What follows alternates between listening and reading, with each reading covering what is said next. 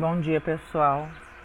Então, na aula de hoje, a gente vai falar um pouquinho sobre as incidências de rotina para crânio, tá? E face. Eu vou falar primeiro, as incidências que são mais importantes, aquelas que com certeza vocês vão fazer mais agora nessa primeira aula, tá? E na aula da semana que vem a gente vai dar continuidade, tá? Então, assim, é muito importante, essas incidências, que são incidências que vocês vão fazer com uma certa frequência, tá? Sempre é importante lembrar que aquelas incidências que são mais importantes na radiologia são as de rotina, Então, assim, dependendo do serviço, tem médico radiologista que pede outras incidências, acaba pedindo para fazer algumas complementares, mas o básico mesmo, o mais importante são as incidências de rotina. As complementares depois, ao longo do estágio, quando vocês estiverem fazendo estágio já, vocês vão perceber que dependendo do serviço, realmente algumas são pedidas, mas você sabendo fazer as de rotina, as complementares depois se tornam mais simples de serem feitas, de serem memorizadas, Então, assim, se concentrem nesse primeiro momento, nas incidências de rotina, que são aquelas que vocês vão usar em 90% dos exames, Na radiologia, 90% das vezes o que vocês vão fazer realmente são as de rotina, tá? Então a gente vai falar um pouquinho na aula de hoje dessas incidências, tá? E na aula da semana que vem a gente vai dar continuidade a esse assunto, tá bom? Então vamos lá. Esses pontos que estão circulados em vermelho, que vocês estão vendo aqui na tela, esses são os mais importantes, Então o que a gente usa para posicionar o paciente? A gente usa o násio, a gente usa o acântio, também pode ser chamado de acanto, mas é mais comum vocês ouvirem a palavra acântio, A gente usa o ponto mentual, que é essa pontinha do queixo, que é mais comumente chamada de mento, Então reparem que além dessas três estruturas, esses três pontos anatômicos, nós temos outros pontos que também são importantes, Esses outros pontos é importante que vocês saibam também, principalmente a linha interpupilar, que é essa linha que a gente tem aqui entre as pupilas, tá? Essa linha aqui, ela é importante, tá?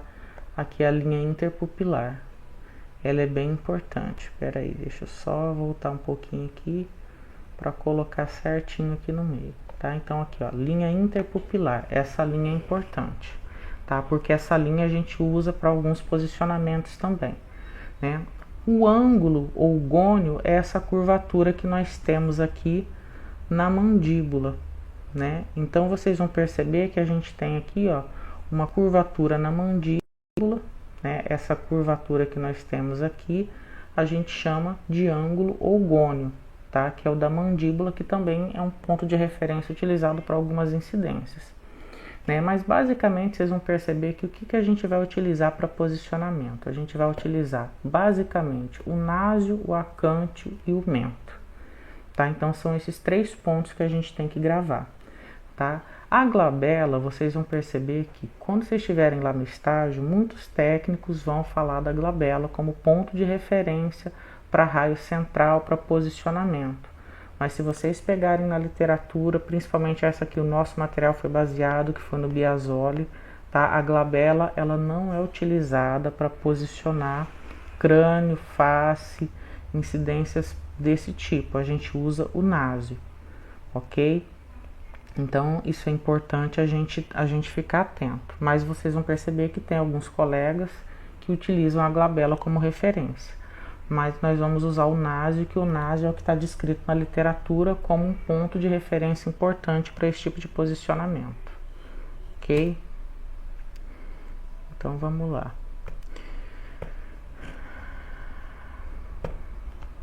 Aqui a gente tem uma imagem em perfil, tá? Então reparem que nessa imagem em perfil eu também consigo visualizar os três pontos, o násio, o acanto ou acântio, é mais comum a gente ouvir o termo acântio, e o ponto mentual, que é a pontinha do queixo, que a gente chama de mento, E nós temos ali, o ângulo da mandíbula, tá? Que é justamente o gônio, que é essa curvatura aqui que a mandíbula faz, tá? Essa curvatura a gente chama de ângulo da mandíbula ou gônio, tá? trago é essa pequena cartilagenzinha que nós temos aqui, ó, em volta, aqui na orelha, tá vendo? A gente não tem aqui, tem o meato acústico, né, que é o popular buraco do ouvido, né, a gente chama, o nome correto é meato acústico, né, que a gente tem o meato acústico externo, e na frente do meato acústico a gente tem o trago, que é essa cartilagenzinha aqui, ó. Tá? O trago, ele é também um ponto de referência importante. Vocês vão perceber que para alguns posicionamentos a gente utiliza. Tá? O pavilhão auricular, que é toda essa cartilagem da orelha, né? E o topo da inserção da orelha, que é onde a orelha se insere aqui no topo, no crânio. Também para algumas posições a gente utiliza, né, o topo da orelha aqui, ó, como ponto de referência. Tá? Então esses pontos que eu estou falando para vocês são aqueles pontos que são mais importantes, que é o que a gente tem que estar atento, tá? Para não esquecer. Né? Então basicamente vocês vão perceber que todas as incidências de crânio e face, e depois de seios da face ou seios paranasais, são sempre da mesma forma. Tá? Não tem muita diferença uma coisa para outra. Vocês vão perceber que basicamente tudo é só repetição. Né? Então, apesar do crânio, eu sempre falo assim, que as incidências de crânio e face são as incidências mais técnicas que a gente tem na radiologia, porque você tem que realmente seguir alguns parâmetros bem técnicos para conseguir posicionar corretamente o crânio e a face, tá? As incidências de crânio e face. Se você errar os parâmetros técnicos, você não vai conseguir obter uma imagem de qualidade. Então, a gente tem que estar atento a isso. Ok?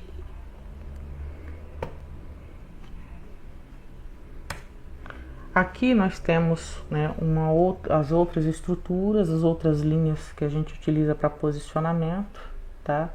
Então aqui, ó, a gente tem a linha glabelo-meatal, tá? Que vai do meato acústico até a glabelo, tá? Isso tudo tem no material de vocês, mas aqui também nesse material eu coloquei, né, as abreviações. A LON, que é a linha órbito-meatal, a LION, reparem que a LION está marcada com uma flechinha vermelha. Por que que eu marquei aqui? Porque essa linha é a linha mais importante para ponto de referência de posicionamento, tá? É a linha que vai do meato acústico até a borda inferior da órbita. Por isso que ela chama linha infraórbito-meatal. Ela vai do meato acústico externo até a borda inferior da órbita, tá? Aí a gente tem a LAN, que é a linha acântio-meatal, né, que vai do acântio até o meato acústico, né? A LLM, que é a linha lábio-meatal, também vai do meato acústico até o lábio, né? E aí nós temos a linha mento-meatal, que vai do meato acústico até o mento, que é a pontinha do queixo, tá? Essas linhas são muito importantes para posicionamento. A que a gente mais vai utilizar é a linha infraórbito-meatal. Tá? Essa linha ela é conhecida por um outro nome também, linha horizontal alemã. Tá? Então, a gente precisa saber os dois nomes. Eu preciso saber que linha horizontal alemã e linha infraórbito-meatal é a mesma coisa. Porque existem técnicos que chamam essa linha de linha horizontal alemã, existem técnicos que chamam essa linha de Lyon, e em concurso público, em prova, às vezes aparece também das duas formas. Então é a mesma linha, tá? Ela vai do meato acústico até a borda inferior da órbita. Então a gente tem que saber realmente ambos os nomes, tanto um quanto o outro, ok? Vamos continuando aqui.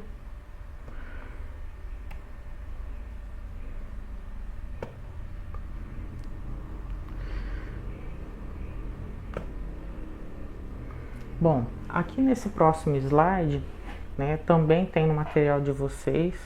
Reparem que eu marquei bem aí cada uma das linhas. Essas linhas são as linhas que a gente mais utiliza para posicionamento, tá? A linha infraórbito meatal, que é a linha horizontal alemã, tá? Então observem aqui, a linha horizontal alemã, mas bem no meio do meu vídeo, né? Lembrar em 24 horas, não quero fazer nada disso agora. Então vamos lá, a a linha infraórbito meatal, ela está marcada em amarelo. Então, repara, ela vai do meato acústico até a borda inferior da órbita, que é a parte óssea mesmo, tá? A linha interpupilar, que é essa linha que está marcada em verde aqui, ó, essa linha é a linha que o próprio nome está dizendo. Se é interpupilar, quer dizer que ela vai fazer uma linha reta com as pupilas. Então, quando eu utilizar essa linha para posicionar o paciente, eu vou ter que estar olhando nos olhos do paciente para ver se uma pupila está exatamente, né, fazendo uma linha reta com a outra.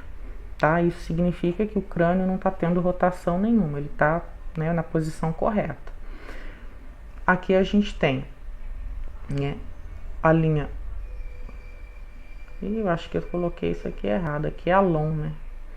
É a linha órbito meatal, não é Lyon não, tá, gente? Eu vou corrigir isso aqui no material. É LON, tá? O nome correto aqui é LON.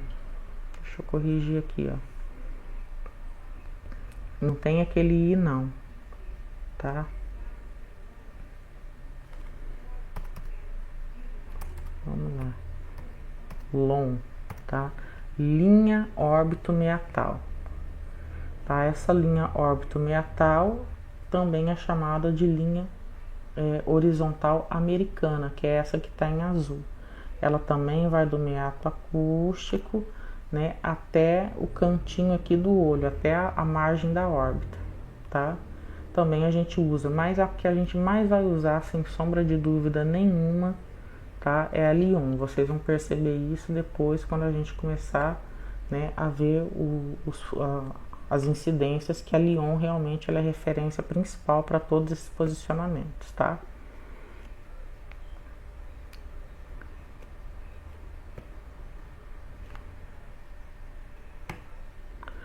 Aqui também essa imagem que eu comentei no material de vocês. Então a gente tem aqui, ó, o plano frontal, né, que está dividido aqui em plano coronal, plano axial, né? Então a gente tem aqui o plano infraórbito meatal, que é aquele que vai da borda inferior da órbita até o meato acústico, tá? Que é chamado de Lyon. E aqui a gente tem o plano órbito meatal, tá? Ou linha órbito meatal, que é a LON, que vai do meato acústico, né, até a borda aqui, a lateral da órbita. É importante, olha aqui, ó, tá até em amarelo aqui, eu coloquei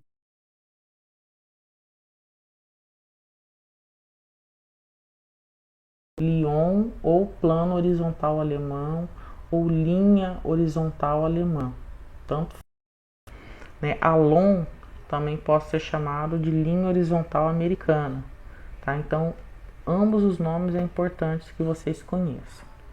Então, a gente vai entrar agora nas incidências de rotina para estudo de crânio. Então, a gente tem que lembrar o seguinte: eu estou falando da estrutura óssea toda. Estudo de crânio, a gente costuma ser pedido em emergência quando o paciente cai, bate a cabeça, apesar de que não seria o exame mais indicado. Se o paciente caiu e bateu a cabeça, o exame mais indicado hoje seria uma tomografia computadorizada, porque a fratura de um crânio, né, para o paciente ter uma fratura de crânio, ele provavelmente vai estar uma situação bem complicada, né? Ele teve um traumatismo craniano, provavelmente vai estar com uma hemorragia interna, então é uma coisa mais séria, né? Então, dificilmente um médico de emergência hoje vai mandar um paciente nesse tipo de estado, com uma suspeita de fratura de crânio, para fazer um raio-x de crânio. Mas vocês vão perceber que no dia a dia da nossa profissão é muito comum a gente receber pedidos, né, de raio-x de crânio para paciente que sofreu trauma, quer dizer, paciente que caiu e bateu a cabeça, tá? Então vamos lá, a gente, quando chegar para vocês lá um pedido para fazer um raio-x de crânio, o que a gente vai fazer como rotina? A gente vai fazer um PA e vai fazer um perfil, tá? Esse PA na rotina de crânio, ele é conhecido por um nome, que é o chamado de Caldwell. Esse nome Caldwell, ele é muito usado na radiologia. Então, você precisa saber que PA de crânio e Caldwell é a mesma coisa. Então, eu preciso conhecer, né, o nome da incidência nesse caso. né? Então, na rotina de crânio, o que eu faço? Eu faço um Caldwell e faço um perfil. Geralmente, a gente usa o perfil esquerdo. Quando é que eu vou usar o perfil direito?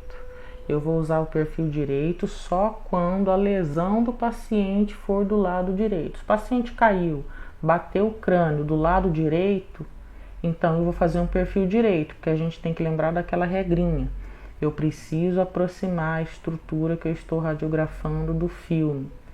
Tá? Então, se eu preciso aproximar a estrutura que eu estou radiografando do filme, então eu preciso fazer uma boa anamnese com o paciente, eu preciso entender o caso do paciente para eu poder saber qual perfil que eu vou fazer, ou o esquerdo ou o direito.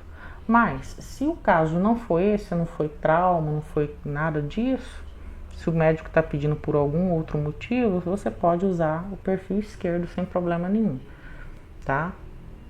Então, a rotina a gente faz essas duas incidências. Um detalhe importante: todo estudo de crânio e face é sempre feito com a ampola a 1 metro de distância do anteparo. Sempre 1 metro, tá? A gente usa outras distâncias para outras incidências. No caso de estudo de crânio e face, a gente sempre vai usar a medida de 1 metro de distância, né? E para as incidências complementares, tá? Eu tenho várias incidências que a gente faz. Eu posso fazer o AP, repara que nesse caso o AP de crânio ele é incidência complementar e não rotina, tá?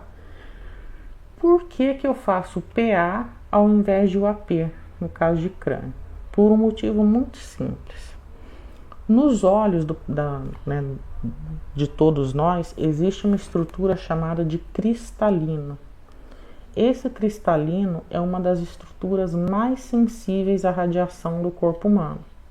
Então, quando eu coloco o paciente em AP, significa que eu vou irradiar diretamente o cristalino desse paciente.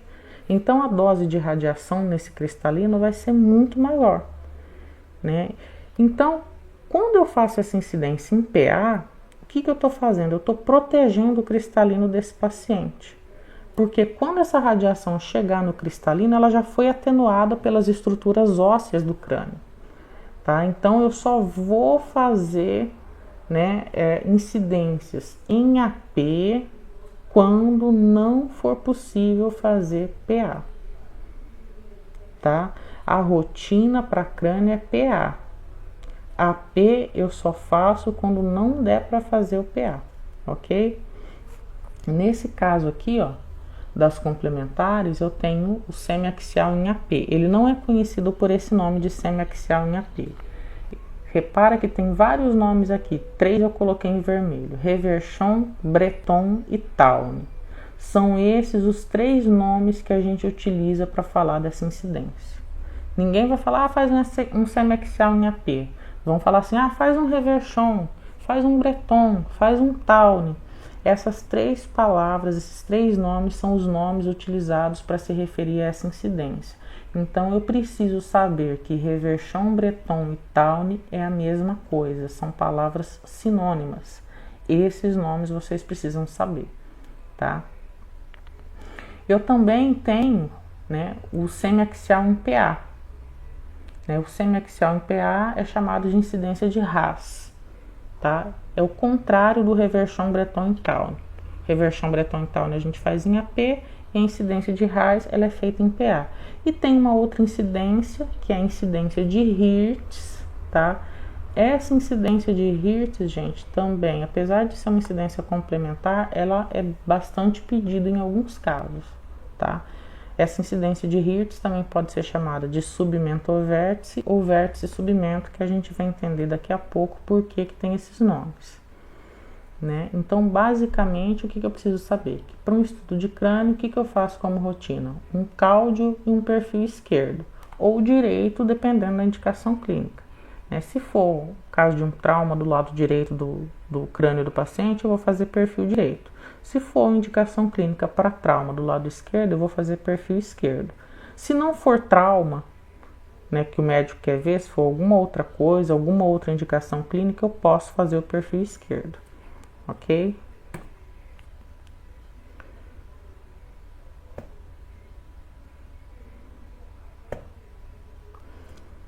Então aqui a gente vai ver, né, no material a rotina, como é que é feita essa incidência de cáudio, que na verdade é o PA. Tá? Esse exame a gente pode fazer de duas formas. Ou eu posso fazer com o paciente em ortostática, né? Você pode colocar ele sentado em uma cadeira de frente para o buquimural, ou você pode colocar ele em pé, de frente para o buquimural. Ou você pode fazer com o paciente em decúbito ventral. Tá? Qual que você escolhe? Aquele que você se sentir mais confortável para fazer. Eu sempre faço em ortostática, né, com o paciente em pé, geralmente quando o paciente é da minha altura ou mais baixo que eu, porque eu acho mais fácil de posicionar assim. Se o paciente for mais alto que eu vou colocar ele sentado numa cadeira. A minha última opção é sempre fazer com o paciente em decúbito ventral, mas isso é uma opção minha, particular. Tem pessoas que preferem fazer com o paciente em decúbito ventral.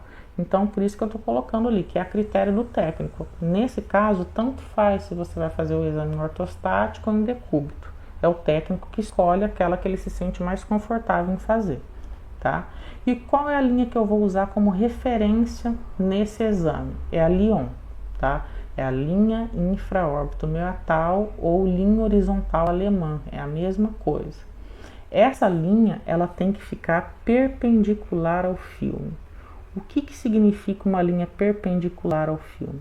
Significa que ela precisa fazer uma linha reta entre o meato acústico, né? Eu vou fazer uma linha reta aqui entre o meato acústico e a borda inferior das órbitas. Tá vendo? Então ela tem que fazer aqui uma linha perpendicular. Se essa linha não ficar perpendicular, o exame não está correto. A mesma coisa aqui, ó. O paciente ele está deitado, eu tenho que fazer uma linha aqui, ó, perpendicular, né, que vai do meato acústico até a borda inferior da órbita, tá? Então isso é muito importante.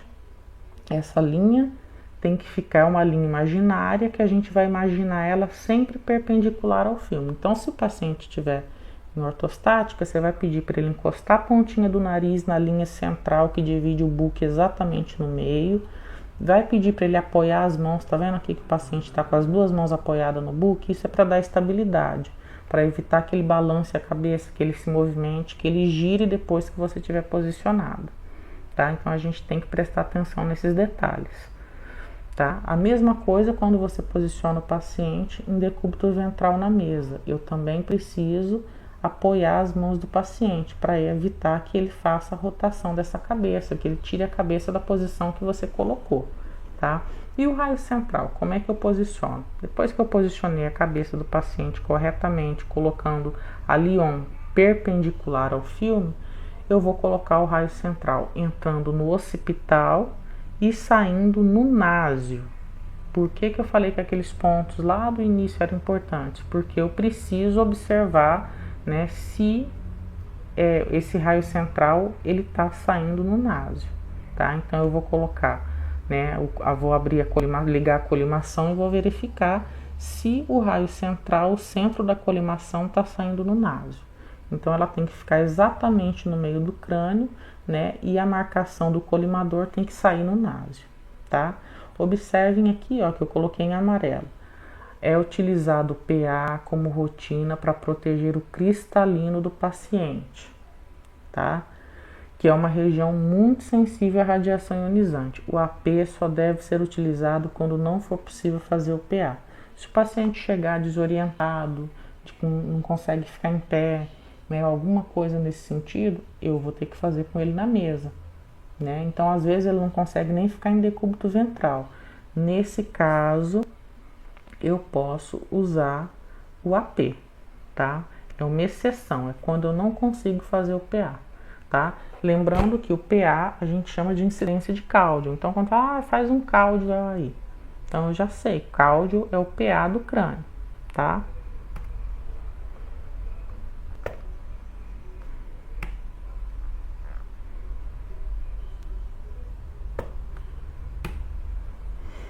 Então, aqui, ó, a gente viu lá na imagem posicionamento e aqui, né, eu coloquei mostrando, né, num desenho esquemático. Então aqui eu tenho o buque mural, né, aqui eu tenho o chassi, né, o filme, na verdade.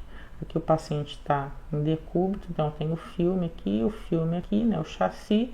Então observem, eu estou colocando a Lyon, que é essa linha pontilhada aqui, perpendicular ao filme. O raio central não vai entrar em cima da Lyon. O raio central vai entrar no occipital e vai sair no násio, tá? Então, isso a gente tem que estar atento. Então, o raio central, ele entra no occipital e sai no násio, tá? Ele vai entrar, na verdade, paralelo a Lyon, que é a linha horizontal alemã. Aqui nós temos paciente também, né, com plano médio sagital ou plano sagital mediano, exatamente, né, dividido em duas metades iguais. A cabeça do paciente não pode ter rotação lateral.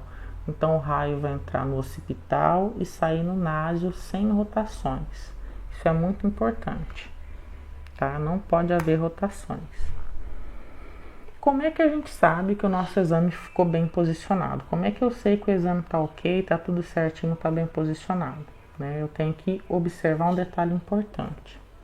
Eu tenho que observar se as bordas superiores das partes petrosas dos ossos temporais vão ficar no terço inferior das órbitas. Então é o seguinte, o osso temporal ele é um osso da base do crânio e ele tem uma pequena elevação na parte interna dessa base do crânio. Essa elevação ela pode ser chamada de porção petrosa, parte petrosa ou rochedo. Tá? O nome mais comum que vocês vão ouvir falar no dia a dia da radiologia é rochedo. Ah, o rochedo ficou no terço inferior das órbitas?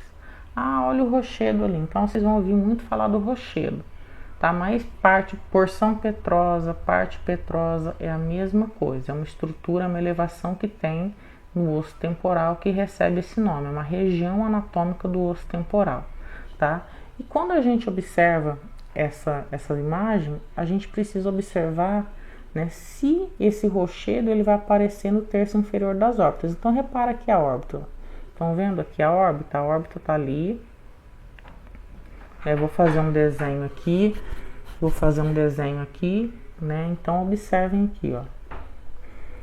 Eu vou colocar aqui, ó, em volta da órbita, tá vendo? Espera aí, deixa eu abrir um pouquinho mais essa imagem aqui. Vou colocar aqui, ó, em volta da órbita. Vocês estão reparando aqui que tem uma marquinha branca na parte inferior aqui, uma sombra esbranquiçada? Essa sombra é exatamente isso que eu pintei de amarelo aqui do outro lado. Essa sombra aqui é a sombra do rochedo, tá? Então essa sombra é justamente a sombra que o rochedo faz. Então eu tenho que observar a órbita, imaginar a órbita como se ela tivesse dividida em 3 partes. Então observem aqui, ó, como se eu fizesse aqui, ó, mais ou menos imaginasse, né, uma órbita mais ou menos dividida em 3 partes. Então, ó, 1, 2, 3. Então significa o quê? Que esse rochedo ele tem que aparecer sempre no 1/3 inferior das órbitas. Ele não pode nem aparecer no meio nem acima. Se estiver nessa posição, significa que o exame está errado, você vai ter que repetir o exame e fazer de novo. Né? Eu só consigo colocar o rochedo na borda inferior das órbitas quando eu utilizo a Lyon no posicionamento e faço o posicionamento da forma que eu expliquei no slide anterior. Tá? Então isso é muito importante. Isso é a parte mais importante do exame. Um outro detalhe, como é que eu sei que o exame não tem rotação, que a cabeça do paciente está certinho no plano médio sagital?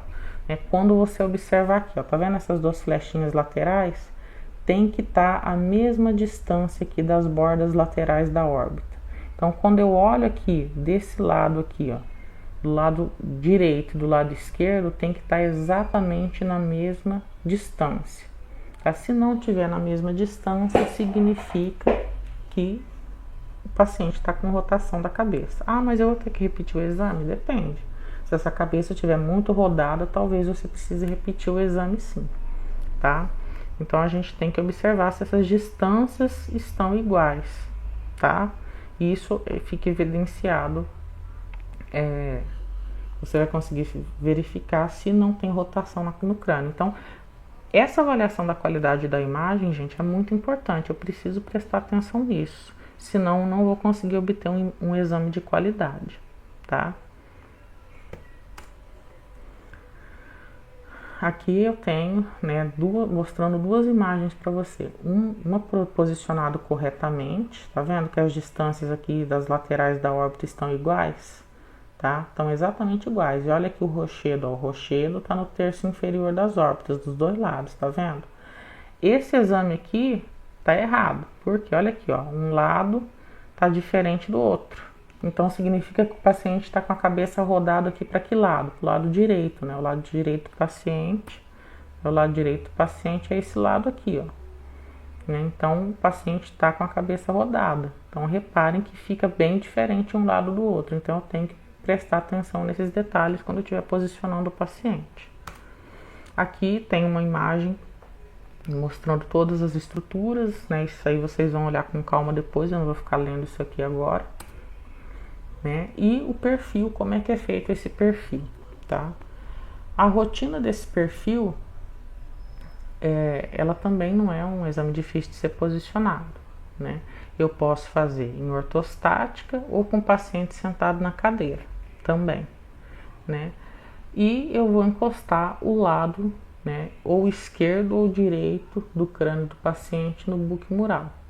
Lembrando que se ele tiver uma lesão do lado direito, eu vou colocar o lado direito em contato com o buquimural. Se não for lesão, se for algum outro motivo que você está fazendo o exame, você pode fazer sempre o perfil esquerdo, tá? Ou eu também posso, né, utilizar o paciente, se eu não quiser fazer em ortostática ou com ele sentado na cadeira, eu posso fazer com ele na mesa.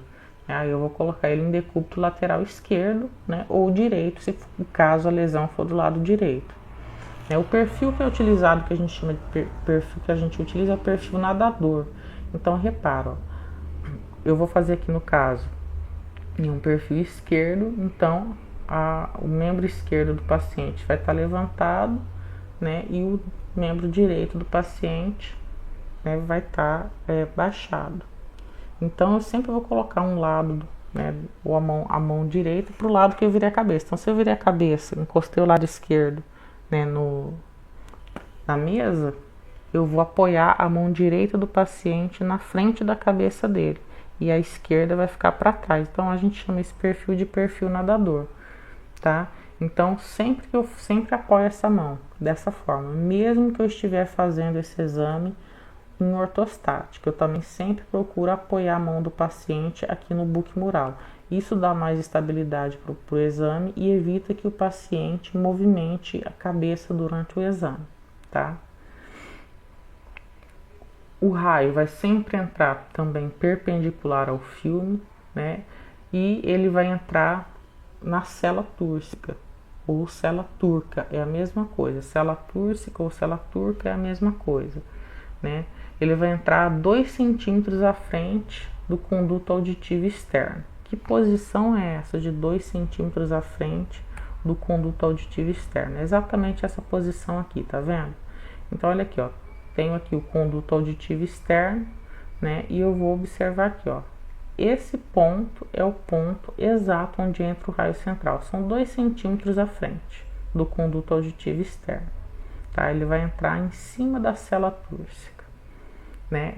Qual é a linha de referência que eu uso para posicionar perfil de crânio? É a linha interpupilar. Então repara aqui no slide anterior, ó, se eu olhar o paciente de frente nos olhos, a pupila dele tem que estar na mesma direção, fazendo uma linha reta, tá? Se não estiver fazendo uma linha reta, é porque a cabeça do paciente está torta, e aí eu vou corrigir, tá? Então tem que fazer essa linha reta aqui, ó, tá vendo? Então aqui, ó, tem uma linha reta, e essa linha reta a gente tem que fazer ela ficar retinha, certinho, ok?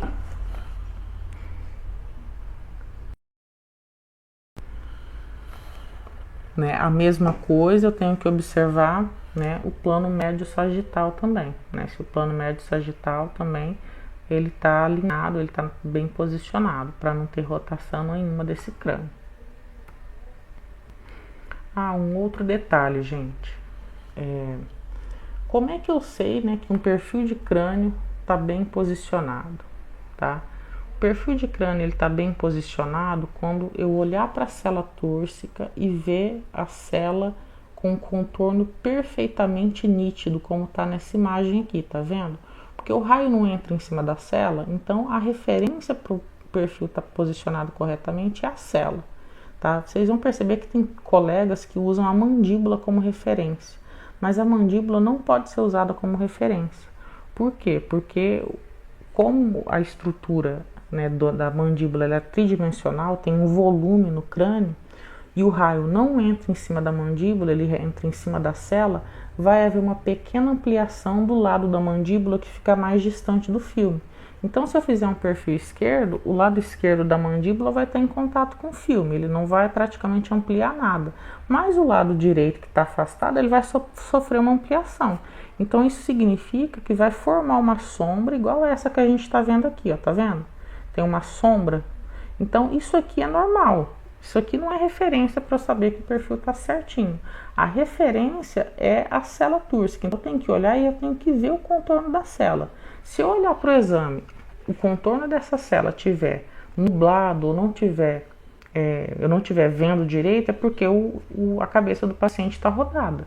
A cabeça do paciente não está posicionada corretamente. Tá? Então a referência para a gente é sempre a cela. Tá? Aqui no slide anterior eu tenho o AP de crânio, né, que a gente vai fazer exatamente igual a gente faz o PA. A única diferença é que eu só faço esse exame se o paciente não tiver condições de fazer o PA, tá? Nesse caso, é o mesmo posicionamento, ó. Eu vou usar a Lyon como referência. Ela tem que fazer uma linha reta com o filme aqui, tem que fazer uma linha perpendicular ao filme, né? Então, quando eu olhar o paciente, eu vou observar aqui, ó, se a linha infraórbito meatal dele está fazendo uma linha reta aqui com o meato acústico, então tem que fazer essa linha reta. Se não fizer essa linha reta, quer dizer que o exame não está bem posicionado, eu vou ter que fazer vou ter que repetir, né? Se eu olhar lá no exame e não ver o rochedo no terço inferior das órbitas. Então, é a mesma coisa, a diferença é que o raio vai entrar ao contrário, né? Enquanto no PA ele entra no occipital e sai no násio, no AP ele vai entrar no násio e sair no occipital. Então, ele vai passar aqui também, ó, paralelo a Lyon, tá? Mas o posicionamento basicamente é o mesmo.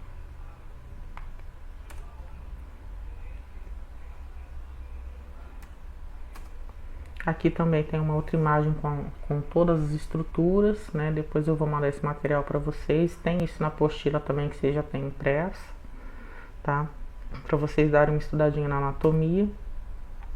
E aqui a gente vai entrar nas incidências complementares. Então, rotina para crânio, o que que é? É o cáudio e o perfil, tá? E aí a gente entra nas complementares. Essas complementares de crânio, elas costumam ser pedidas em algumas situações, tá? Então, o primeiro detalhe que eu tenho que lembrar que Reverchon, Breton e Tawny é a mesma coisa. E eu tenho que conhecer essas incidências por esses nomes, tá? Reverchon, Breton e Tawny. E eu vou fazer essa incidência com o paciente em decúbito, posso fazer com ele em decúbito dorsal, né, com ele deitado, posso fazer com ele sentado ou posso fazer em ortostática também, tanto faz, né? O que eu tenho que observar?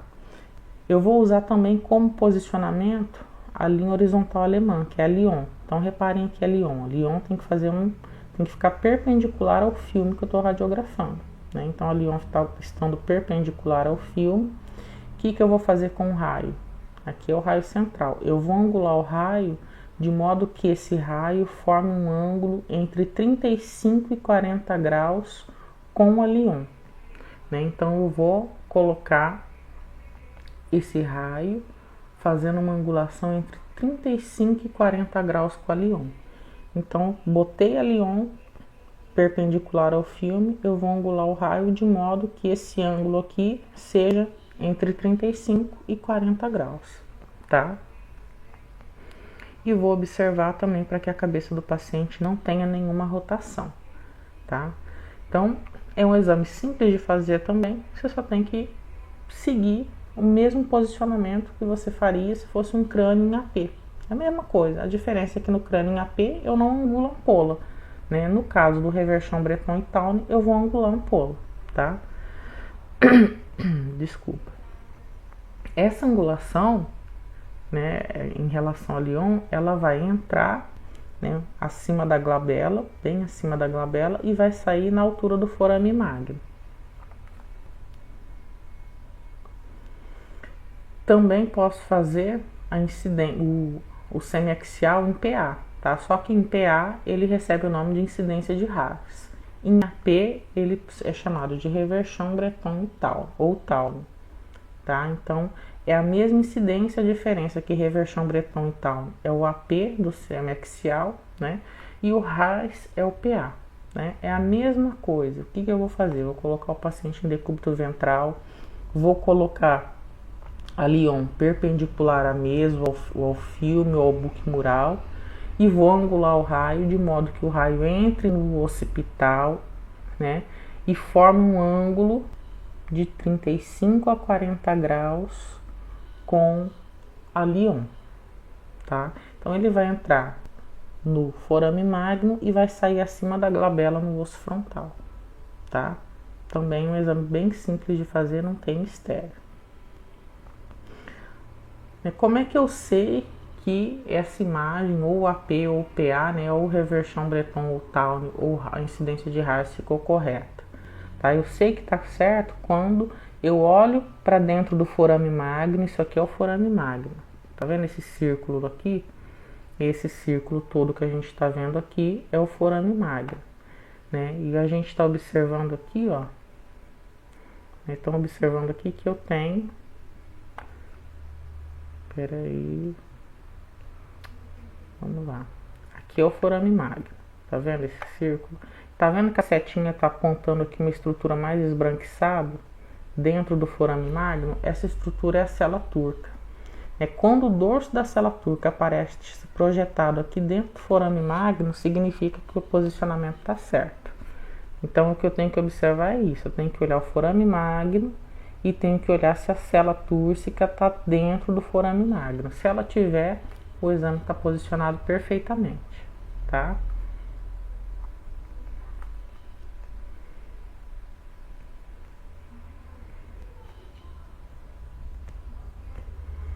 Aqui a gente tem, né, também uma imagem para vocês estudarem a parte da anatomia, tem isso no material.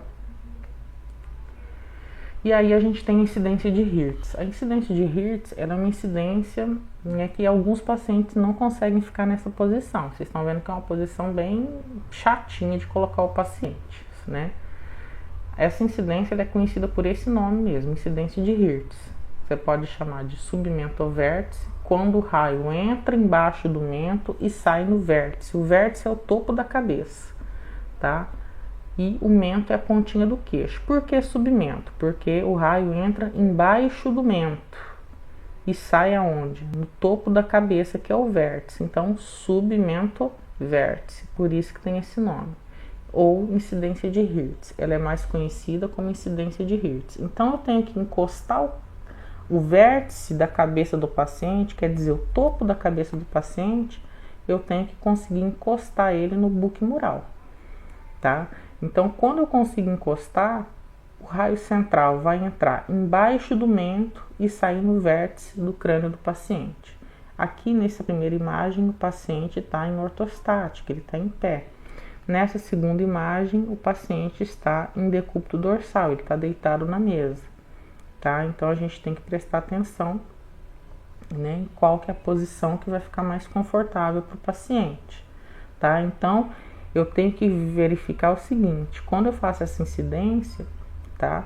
A Lyon, que é essa linha aqui, ó, ela tem que fazer um ângulo de 90 graus com o raio, tá? Então, quando eu colocar o raio na direção do submento do paciente, eu tenho que observar se a Lyon está fazendo um ângulo de 90 graus, tá? Essa referência, exatamente isso aqui, ó. Então, coloquei o vértice do paciente, né, o topo do crânio do paciente em contato com o filme, e aí eu vou posicionar a Lyon e vou posicionar o raio de modo que esse raio faça um ângulo de 90 graus com essa Lyon, tá? O posicionamento correto é esse. E eu tenho que observar se o plano sagital mediano está exatamente, né, no meio certinho, para que não haja rotação da cabeça do paciente. Se o paciente não conseguir ficar naquela posição que é mais desconfortável, eu posso utilizar, né, o vértice submento, que também é chamado de Hirtz. Tanto o submento vértice quanto o vértice submento são chamados de incidência de Hirtz. Então, como é que funciona? O paciente vai ficar na mesa, em decúbito ventral, com o mento, né, que é a pontinha do queixo, apoiado na mesa, tá? E aí eu vou observar o seguinte. Vocês vão observar a Lyon, que é a linha horizontal alemã, e vão angular o raio de modo que esse raio faça um ângulo de 90 graus com a Lyon. Então, não tem uma quantidade certa de angulação para o raio. Eu tenho que angular o raio até esse raio fazer um ângulo de 90 graus com a Lyon, tá? Como a gente está vendo aqui no desenho esquemático. Então, isso vai depender da condição do paciente, se ele consegue estender bem, né, a cabeça, o pescoço ou não. Se ele tiver uma dificuldade de mobilidade, eu vou ter que angular mais ou menos o raio. Isso vai depender do paciente, tá? E aí, né, quando eu faço o exame, eu vou obter uma imagem semelhante a essa aqui. Então, quando é que eu sei que o exame está certinho? Quando eu olho e não vejo rotação lateral da cabeça, do crânio do paciente, quando, né, os côndilos mandibulares aqui, ó, eles aparecem na frente da porção petrosa, né, que são essas porções petrosas aqui, tá vendo? A gente tem a porção petrosa, é o rochedo, né, as pirâmides petrosas é o rochedo que tem lá no osso temporal. Então, quando, né, os côndilos mandibulares aparecem na frente desse rochedo, significa que o exame está certinho, tá? Aqui a gente tem também uma imagem que tem no material para vocês acompanharem. Né? Para estudo de célula turca, gente, é a mesma coisa que eu faço para crânio. Olha só, a rotina é o Caudill, o perfil esquerdo ou direito, tanto faz, e o Reverchon, tá? Exatamente a mesma posição. O que vai mudar? Só a colimação. Se eu estou fazendo estudo de célula turca, eu não preciso abrir a colimação e colimar o crânio inteiro do paciente. O que eu vou colimar? Vou colimar no entorno da célula turca. Né? Então, eu vou fazer um Caudill, né? Colocar o paciente na mesma posição que eu colocaria crânio, para fazer crânio. Vou fazer um perfil, ou esquerdo ou direito, tanto faz, porque a célula fica no centro do crânio, então fazendo direito ou esquerdo, tanto faz. E vou fazer um Reverchon, tá? Então, olha aqui, ó, a gente tem as três imagens, ó. Tá vendo? Repara que nesse caso foi usado um cilindro de extensão, tá? Antigamente se usava bastante. Hoje em dia, a gente, com a radiologia digital, a gente quase não usa mais cilindro de extensão. Se eu não tiver o cilindro de extensão, eu vou colimar menos. Ó. A diferença é que no caso aqui, como foi feito com o cilindro, a imagem vai ficar redondinha, igual vocês estão vendo aqui. Se eu tivesse feito só com o colimador sem o cilindro, ela ia ficar quadradinha, tá? Mas repara, né? Aqui, ó, a célula está localizada bem aqui nessa região, entre as órbitas, tá? Repara que o posicionamento é o posicionamento de Caudill, tá vendo aqui, ó? As órbitas estão aqui. E olha aqui, ó, o rochedo no terço inferior das órbitas, tá? Então, aqui é a incidência de Caudill. Aqui a gente está fazendo a célula em perfil, olha aqui, ó, a célula está aqui, tá vendo? Então, eu vou posicionar exatamente igual ao perfil de crânio. A diferença vai ser o quê? Que eu vou diminuir a colimação, vou colimar só em volta da célula. E aqui, né, a gente está fazendo o Reverchon, Breton ou Towner, tudo a mesma coisa. Olha aqui, ó, forame magno, né? E aqui eu tenho o dorso da célula, tá? Então, essas três incidências a gente usa como rotina para a célula túrcica. O posicionamento é exatamente igual de crânio, a diferença é a colimação. Eu vou colimar só em volta da célula túrcica, tá? Aqui eu tenho as imagens mostrando as estruturas. Aqui também mostrando em perfil. E aqui em Reverchon, que eu já tinha colocado tudo lá para vocês. Seios da face, ou seios paranasais. Gente, esse exame, depois de tórax, é o segundo exame que vocês mais vão fazer na vida profissional de vocês. Né? Geralmente o médico já manda o que a gente chama de kit grip, é um tórax e um seios da face para ser feito, tá? Então os seios da face, a gente como rotina vai utilizar o cáudio, que é o mesmo posicionamento que eu uso para crânio, e vou utilizar a incidência de Watters. Aí já é uma incidência nova que eu vou explicar como é que é, tá? Mas repara que eu faço em PA, tá? Por quê? Para proteger o cristalino do paciente. Essas incidências de crânio e face a gente faz para proteger o cristalino do paciente. Então eu tenho ali um PA em frontonaso, que é a incidência de cáudio, e um PA em mentonaso, que é a incidência de Watters, tá? E as incidências complementares que eu posso fazer, perfil esquerdo ou direito e o Hertz, tá? Lembrando que essas rotinas que estão aqui nesse material é a que é sugerida na literatura. Os médicos radiologistas, eles têm, cada um eles cuidam do seu próprio setor de radiologia e eles têm a liberdade de repente falar que todo paciente que chegar lá para fazer seios paranasais, ele quer que faça o perfil também. E aí nesse caso a gente vai seguir a orientação desse médico, né? Eu vou fazer o perfil também, tá? Então é isso que a gente tem que prestar atenção. Se naquele serviço que a gente vai trabalhar, se o médico também quer que faça a incidência, as incidências só as que a gente já sabe que é rotina no livro, ou se ele quer que sempre faça alguma outra, tá? Então a gente sempre pergunta lá no setor que a gente vai trabalhar, aqui vocês fazem quais rotinas para crânio, quais rotinas para face? Pode ser que tenha pequenas diferenças de um serviço para o outro, porque o médico radiologista determinou que fosse feito daquela forma, tá? Então, o que são esses seios que a gente quer ver? Então, a gente quer observar o seguinte, dentro desses ossos, né, os dois ossos maxilares, né, o esfenoide, o etimoide e o frontal, existem espaços preenchidos por ar. Esses ossos são chamados de ossos pneumatizados, quer dizer, eles têm ar dentro deles. É o normal. Então, na radiologia, quando você faz o raio-x, né, e a estrutura é preenchida por ar, ela vai aparecer numa tonalidade mais escura, né, quase preta na imagem. Então, né, quando eu faço o raio-x de seios da face, o que o médico quer ver? Ele quer ver a estrutura toda pretinha, né? Se o paciente tiver com alguma sinusite, o que é a sinusite? É a presença de líquido dentro desses espaços que na verdade deveriam haver ar. Então, quando existe esses casos, né, a gente vai ver uma opacificação nos seios, quer dizer, ao invés de eles estarem mais escuros, eles vão estar meio esbranquiçados, né, de um cinza mais claro. Então, o médico consegue identificar a presença de líquido dentro desses espaços e geralmente isso pode causar alguns sintomas no paciente, febre, dor de cabeça, dor na face, né? Então tem pessoas que têm uma sinusite bem crônica que incomoda bastante. PA, a rotina para seios da face, eu falei que é o que? O cáudio e o Watters. A incidência de cáudio eu já expliquei como é que é aquela mesma incidência que a gente faz para crânio.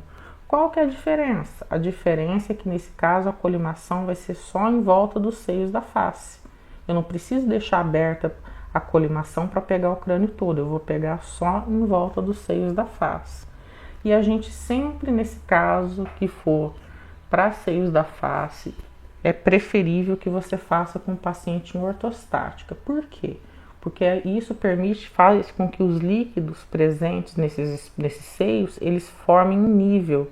Então o médico vai ver com mais facilidade a presença desse líquido quando eu faço com o paciente ou no ortostático ou sentado, tá? Então são as duas posições de preferência para fazer exames de seios da face. Então reparem que a colimação desse exame, ó, tá vendo? Eu não precisei abrir e pegar o crânio todo, eu só tô pegando aqui, ó, os seios frontais estão aqui, tá vendo?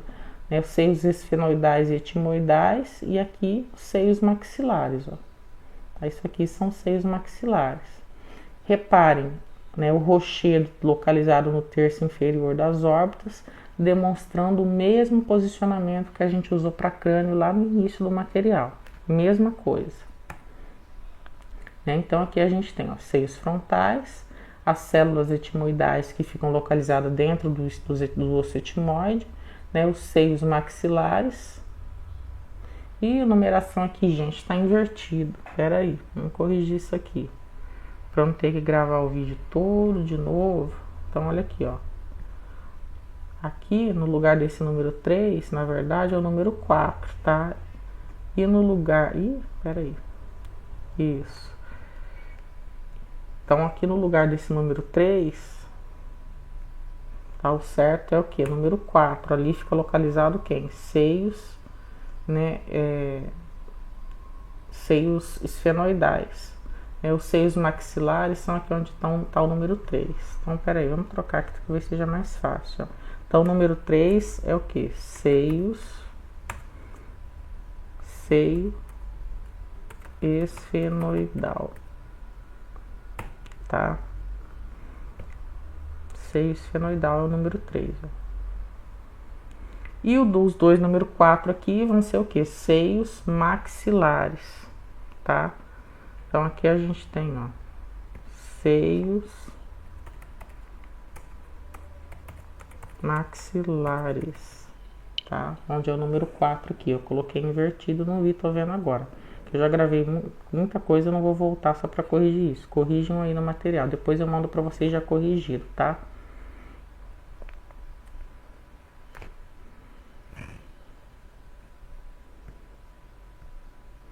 Aqui a gente vai ver a incidência de Vatters. Tá? Nessa incidência de Vatters... Peraí, tem que dar uma pausa aqui.